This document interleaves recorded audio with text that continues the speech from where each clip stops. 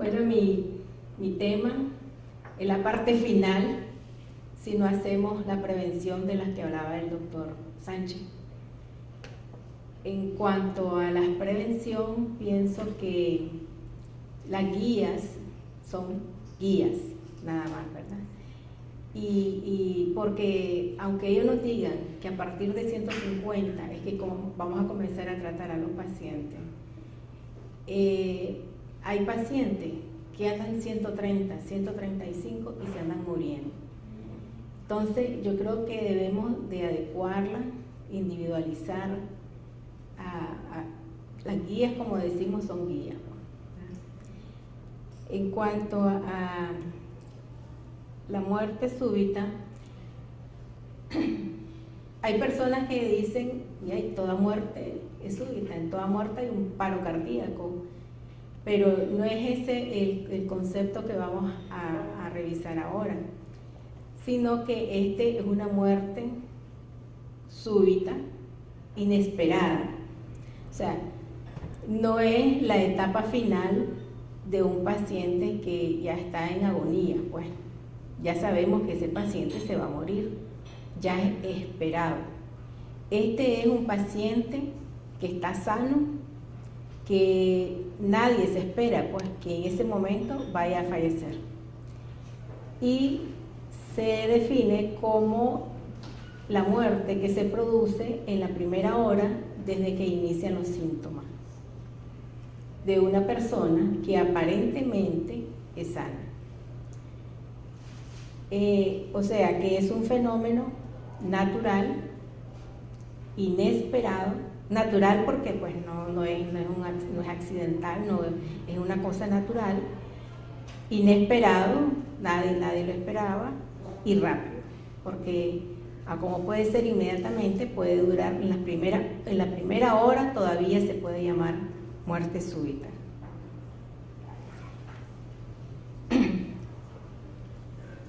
Este fenómeno no es raro. Tenemos que en Estados Unidos hay 300.000 casos por año y en la Unión Europea 400.000 casos por año. O sea, casi 1 millón de personas fallecen inesperadamente en estos dos continentes. Según la OMS, dice que la mortalidad de la muerte súbita en la primera hora, en un intervalo de edad entre 20 a 64 años, varía según los países entre 19 y 159 personas por 100.000 personas en varones y entre el 2 y el 36 por 100.000 personas en mujeres. Esta variabilidad de países va a depender de la prevalencia de la cardiopatía isquémica, que es la enfermedad que más casos aporta a la muerte súbita, en el 80%.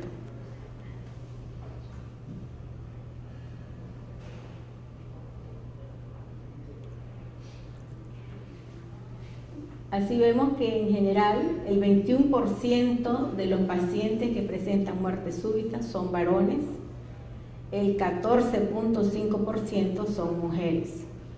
Esto va en relación pues de que la mayor frecuencia, la mayor causa de muerte súbita es la cardiopatía isquémica, que es más frecuente en varones que en mujeres. Del 75 al 80% son debidas pues a enfermedades coronarias, del 10 al 15% son debidas a tipos de miocardiopatías dilatadas no isquémicas, del 5 al 10% son en corazones estructuralmente sanos, y del 40 al 60% de los pacientes resucitados de este evento, los que lleguen a resucitar, a que lleguen a ser positivas, digamos, las maniobras de resucitación, mueren en el proceso de la hospitalización. ¿Qué pasa en la muerte súbita?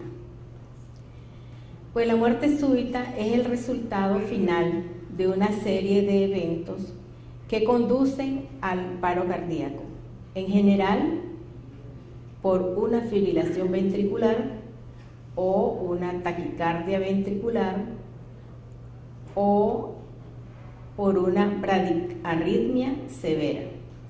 Lo más frecuente es la taquicardia ventricular, seguida por la fibrilación ventricular y la bradicardia severa. Esto se da tiene que haber tres partes. Un miocardio que sea vulnerable, o sea que ya sea una cardiopatía isquémica, ya sea que tenga una miocardiopatía dilatada, ya sea que tenga una miocardiopatía hipertrófica, o sea, tiene que haber una afectación del músculo.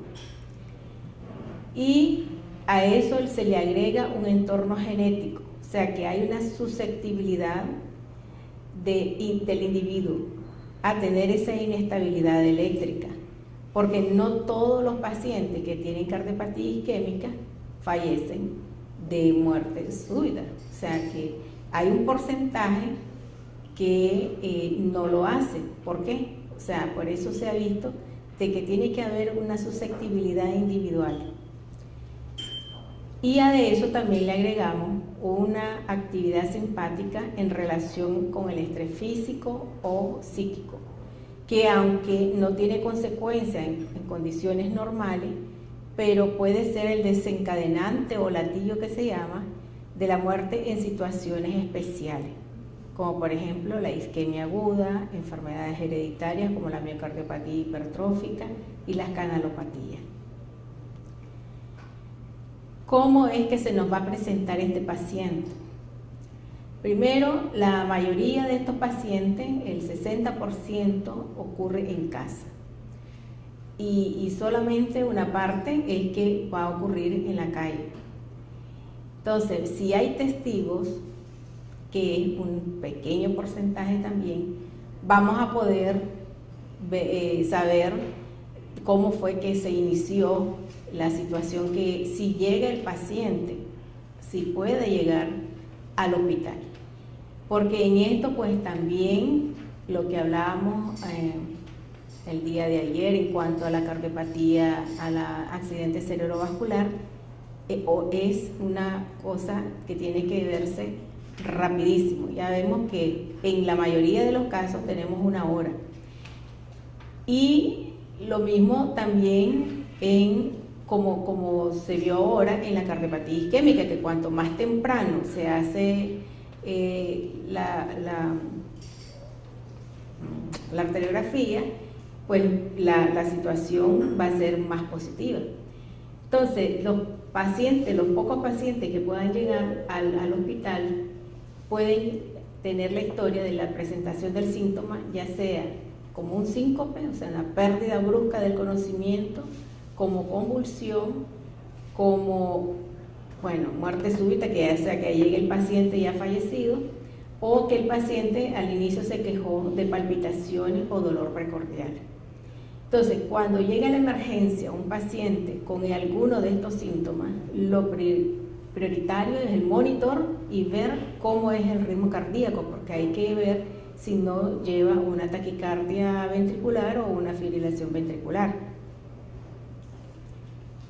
Las causas, pues ya dijimos, la principal, la cardiopatía isquémica en todas sus presentaciones, ya sea como una cardiopatía isquémica aguda, como un síndrome coronario agudo, un infarto o una cardiopatía isquémica crónica, paciente que está estable, no está con crisis anginosas agudas, y las canalopatías, ¿verdad?, como el síndrome del QT largo, el síndrome del QT corto, Brugada, el síndrome de Brugada, o sea, etcétera. Todas estas canalopatías son las enfermedades que tienen problemas a nivel de los canales de sodio, de calcio, o sea, a nivel eléctrico, una situación eléctrica.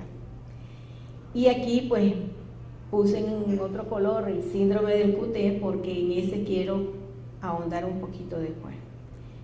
También tenemos la displasia ritmogénica del ventrículo derecho. Esto es una patología estructural en la cual hay una infiltración de grasa, una infiltración fibrosa del músculo, y va a depender de la cantidad de músculo afectado, para tener así la mayor probabilidad de muerte súbita.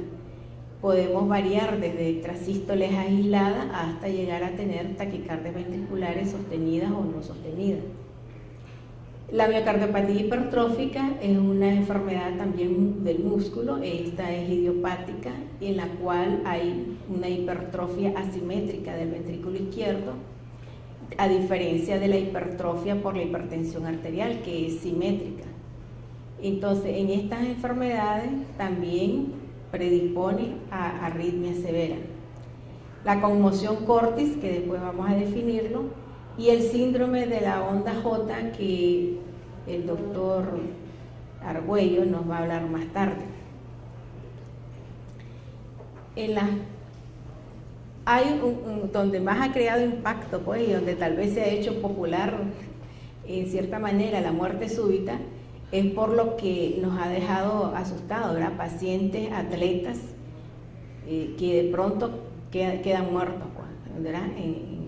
Entonces, eso se ha visto que las causas en el 80 al 85% es de origen cardíaca. Y en esta, pues las más importantes son las miocardiopatías hipertróficas, anomalías coronarias congénitas, arritmias de origen genético y la contusión cardíaca. La conmoción cardíaca es un evento arrítmico primario que se produce cuando la energía mecánica generada por un golpe se limita a una zona específica del corazón y en la región precordial y altera profundamente en ese momento la estabilidad eléctrica del miocardio, que resulta en la fibrilación ventricular. La que más de todos los deportes es el fútbol, el béisbol. Vamos a hablar un poco, pues, del QT largo. En cuanto a el tema es prevención, ¿verdad? Detección y prevención. Entonces, en cuanto a la prevención, pues ya hablamos de las cardiopatías isquémicas, ya hablamos en cuanto a las otras causas que son de tipo miocárdica, pues ahí, ¿cómo prevenir que un paciente tenga hipertrofia asimétrica? No podemos. O porque ya es algo de nacimiento, es algo genético, o una anomalía de la coronaria, no podemos, pero sí podemos detectarlos y tratar y prevenirlos. El QT largo, ¿qué es el QT? El QT es el tiempo entre el inicio del complejo QRS y el final de la onda T. Representa el tiempo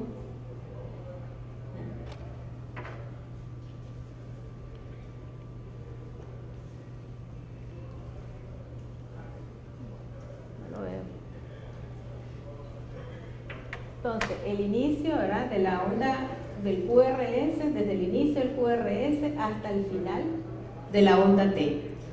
Eso es lo que comprende el QT. Y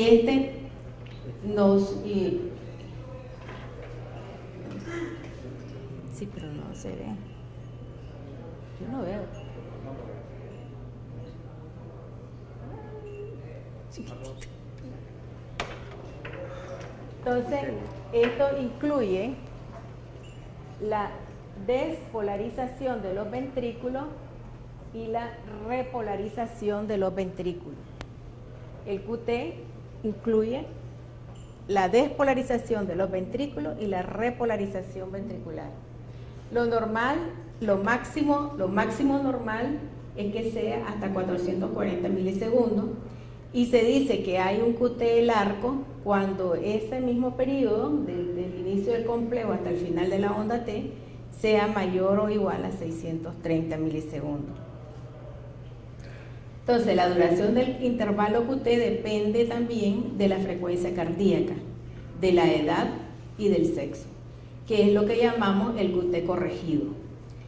Es habitual medirlo en la derivación de 2 de un electrocardiograma, y debido a que se correlaciona inversamente con la frecuencia cardíaca, se debe corregir por eso este factor.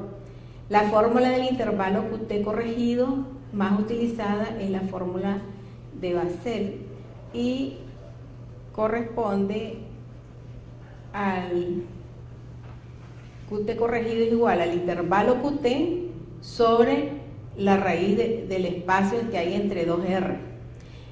Como eso es tan difícil, digamos, estar haciendo esas cuentas, pues hay unas tablitas que ya vienen, que dependiendo de la frecuencia cardíaca ya nos dicen cuánto es el QT corregido. El rango del QT corregido, considerado normal, aproximadamente el 90% de la población anda en los 380 a 440 milisegundos, eso es lo normal. En mujeres es ligeramente más elevado y un QT corregido mayor de 470 milisegundos en hombre y 480 milisegundos en mujer ya se considera como un QT prolongado. La prolongación del QT corregido mayor de 500 milisegundos o el aumento de 80 milisegundos respecto al valor basal confiere un incremento en el riesgo. O sea, si un paciente tiene un QT corregido ya mayor de 500 milisegundos, ese paciente tiene un gran riesgo de tener una arritmia severa que lo puede llevar a la muerte súbita, siendo la más frecuente la Torsades de Points. La Torsades de Points es un tipo particular de taquicardia ventricular polimórfica. Ese es otro dato, por eso la hace severa, porque viene de diferentes focos. O sea, no es un solo foco el que está irritado, sino viene de diferentes focos y potencialmente mortal, que se corresponde con un trazado electrocardiográfico característico y está asociado a un alargamiento del intervalo QT. La Torsades de Points es a menudo autolimitada y de corta duración, pero si se prolonga el tiempo suficiente puede provocar síncope, degenerar en fibrilación ventricular y a veces paro y muerte súbita. Por eso la importancia de diagnosticar esta patología. El QT largo, QT prolongado, puede ser congénito. Tenemos varias enfermedades que ya nace el paciente así con ese problema, o puede ser adquirido, y es ahí donde yo quiero hacer un poquito más énfasis en el adquirido. El síndrome del QT largo puede ser pues congénito, y una de las causas más frecuentes del QT adquirido es la administración de ciertos medicamentos, especialmente si concurren otros factores de riesgo. Ya dijimos, ¿verdad?, que lo primero que hay en el sustrato es que haya un miocardio que esté afectado. En los últimos años se ha establecido la existencia de pacientes con predisposición genética que, aunque presenten un QT normal o límite, son más susceptibles, ahí viene la parte de la susceptibilidad individual, de presentar alargamiento del intervalo QT por exposición a fármacos. O sea, ellos tienen un QT normal, le damos un fármaco y si él es susceptible a ese fármaco, puede provocar un alargamiento y llevarlo nosotros a una muerte súbita. La prolongación del QT es un marcador imperfecto del riesgo arritmogénico de los medicamentos, aunque en general hay relación cualitativa entre la prolongación del QT y el riesgo de la Torsades de Points. La incidencia de la Torsades de Points con un medicamento puede ser muy baja, pero dada la elevada mortalidad asociada, que es importante, si el fármaco se consume en grandes cantidades, o sea, en una mayor cantidad, bastante personas de la población, si la enfermedad para la que es indicada no es relativamente benigna o autolimitada, y si existen alternativas más seguras en el mercado. O sea, si hay otro medicamento que podemos usar, pues mejor.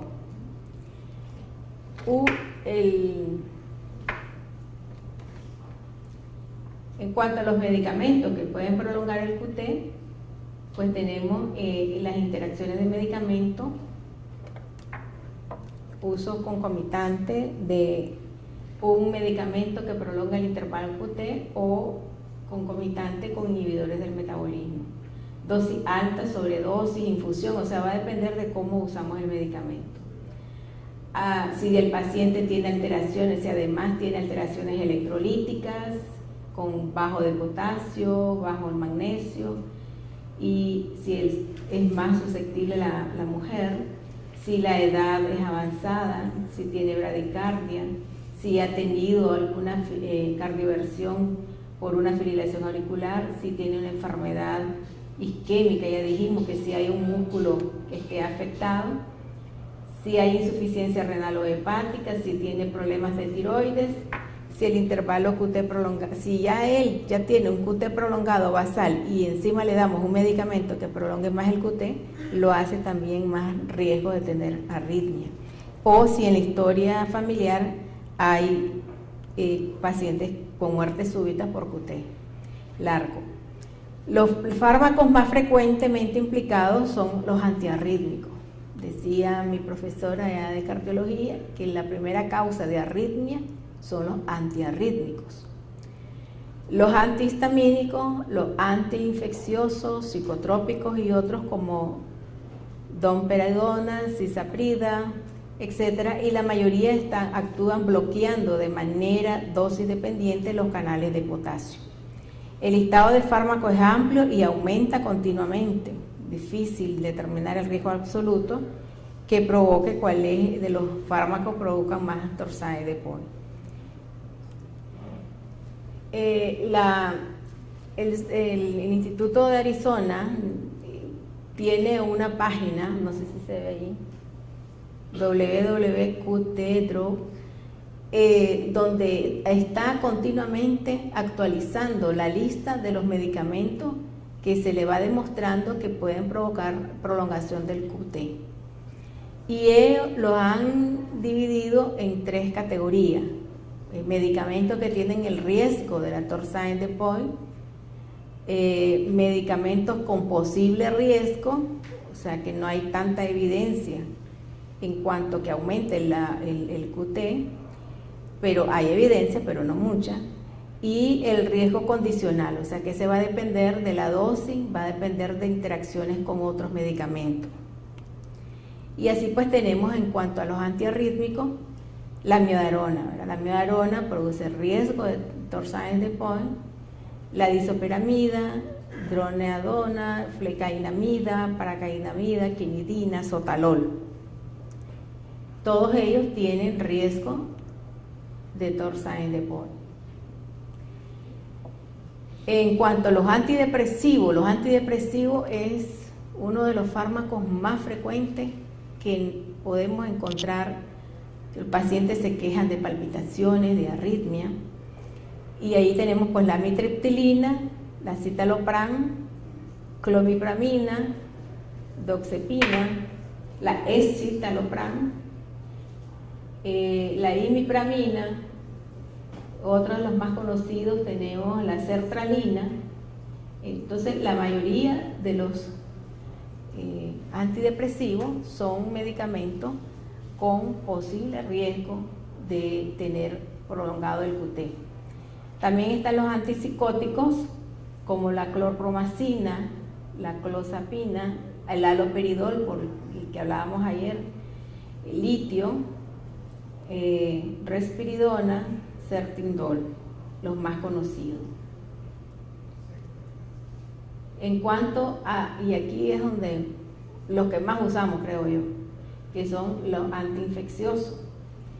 Tenemos la acitromicina, la ciprofloxacina, la claritromicina, la eritromicina, la levofloxacina, todas las quinolonas, la levofloxacina, la ciprofloxacina, la ofloxacina, la roxitromicina y la telitromicina. O sea, todos los derivados, la eritromicina, son bien,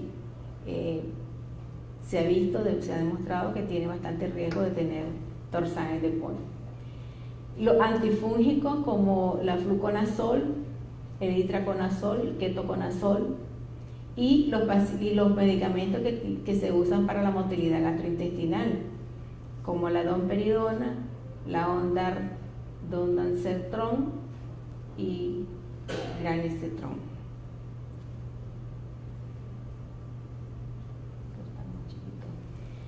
También los antihistamínicos. Entonces, por ejemplo, miren, llega un paciente con un cuadro respiratorio agudo, generalmente se le da antihistamínico y si tiene fiebre, pues el antibiótico. Ya lleva 2 medicamentos que pueden provocar la prolongación del QT. Y si a ese paciente no le hacemos una buena historia clínica, no averiguamos si ya tiene él en la familia antecedentes de muerte súbita o si él tiene algún problema cardíaco de base, pues ya lo sometemos a un mayor riesgo de tener una muerte súbita. Tenemos los antihistamínicos, en los cuales está la difenhidramina, levastina, mequitacina, misazolastina y otros como la vantadina, la cloroquina, famotidina. Entonces, la lista es grande y mucho.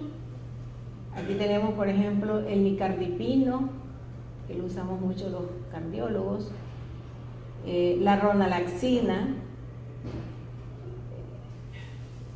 Son medicamentos bastante usados. Entonces también tienen capacidad de producir torsades de POI, los fármacos que provocan hipopotasemia, fármacos bradicardizantes, o lo que estábamos hablando de interacciones medicamentosas.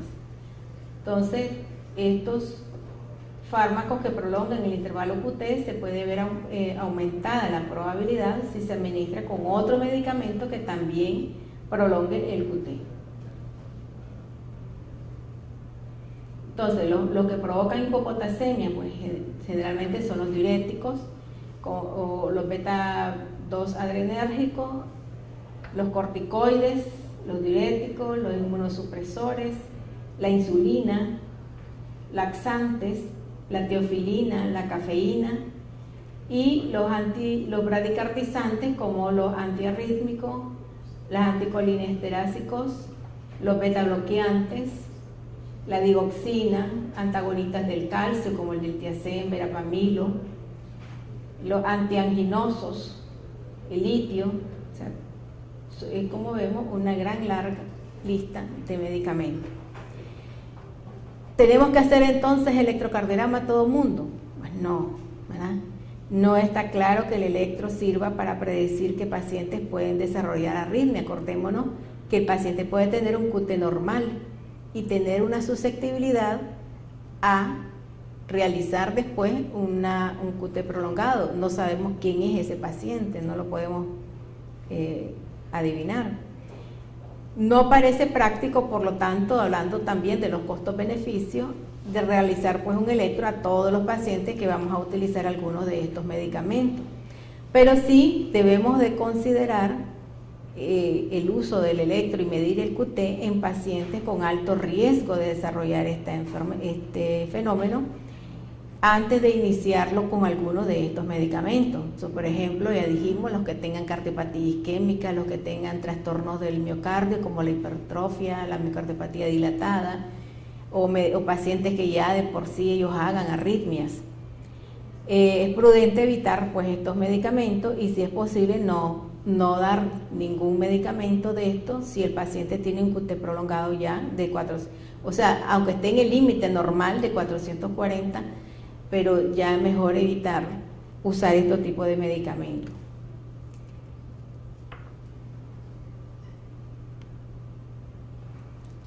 Es importante, por eso, informar al paciente. En caso de prescribir estos medicamentos que pueden prolongar el intervalo QT, se debe advertir al paciente de que notifique a su médico rápidamente si tiene palpitaciones, si tiene mareos o síncope o cualquier cambio clínico que pudiera llevarlo a una hipopotasemia como gastroenteritis severa o inicio del tratamiento con diurético.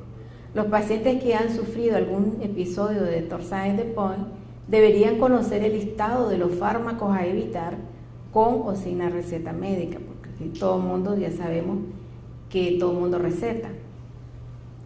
Entonces, conocer los medicamentos que prolongan el QT, identificar a los pacientes de riesgo realizando una historia completa y determinando si existen antes de prescribir antecedentes familiares de síndrome de QT alargado antes de prescribir estos medicamentos, evaluar el intervalo QT en pacientes de alto riesgo antes y después de iniciar fármacos con potencial de QT alargado, evitar estos fármacos en pacientes de alto riesgo si es posible, tener en cuenta las posibles interacciones, o sea, no mezclar estos medicamentos, e informar al paciente. Eso es importante porque no sabemos quién es el paciente que puede tener esa susceptibilidad. Muchas gracias.